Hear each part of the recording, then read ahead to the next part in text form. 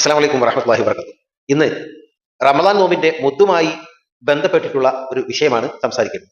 റമദാൻ നോമ്പിന്റെ ഫിദിയയായി നൽകപ്പെടുന്ന മുദ്ദുകൾ ഫുഖറാ, മസാക്കീൻ എന്നീ രണ്ട് വിഭാഗങ്ങൾക്ക് മാത്രമേ നൽകാൻ പാടുള്ളൂ എന്ന കാര്യം നാം വളരെ ശ്രദ്ധിക്കുക. ആരാണ് ഫുഖറാ, ആരാണ് മസാക്കീൻ? ഫുഖറാ അതായത് ഫക്കീർ എന്ന് പറഞ്ഞാൽ തനിക്കും ബാധ്യതപ്പെട്ടവർക്കുമുള്ള ചെലവിന് പറയത്തക്ക വരുമാനമില്ലാത്ത നിർധനർ, ഇവരാണ് ഫക്കീർ.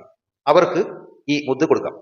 എന്നാൽ മിസ്കീൻ എന്ന് പറഞ്ഞാൽ ലഭിക്കുന്ന വരുമാനം അതിന് തികയാത്ത സാധുക്കളാണ് മിസ്കീന് കൊണ്ട് ഉദ്ദേശിക്കുന്നത്.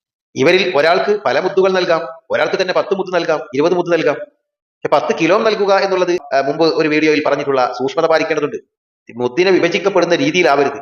അതായത് അളന്ന് മുദ്ദുകൾ ഒരു സഞ്ചിയിലേക്കിട്ട് അത് തൂക്കി നോക്കുമ്പോൾ 10 കിലോ വന്നു, അതുകൊണ്ട് ഇവിടെ പ്രയാസങ്ങളില്ല. നേരെ മറിച്ച് 10 കിലോ തൂക്കി അത് മുദ്ദുപാത്രത്തിൽ അളക്കുമ്പോൾ അത് അര വരുന്ന രീതിയിൽ നമുക്ക് അതിന്റെ അവസാനം കാണപ്പെടുന്നുവെങ്കിൽ ആ അരയെ പരിഗണിക്കില്ല എന്ന് മുമ്പത്തെ വീഡിയോയിൽ നമ്മൾ സംസാരിച്ചിട്ടുണ്ട്. ഇവിടെ ശ്രദ്ധിക്കേണ്ടത് മുദ്ദുകൾ വിഭജിക്കപ്പെടരുത്, വിഭജിച്ച് നൽകിയാൽ അത് പരിഗണിക്കപ്പെടുകയില്ല എന്ന് ഈ വിഷയം തുഹഫ 446 പരാമർശിക്കുന്നു.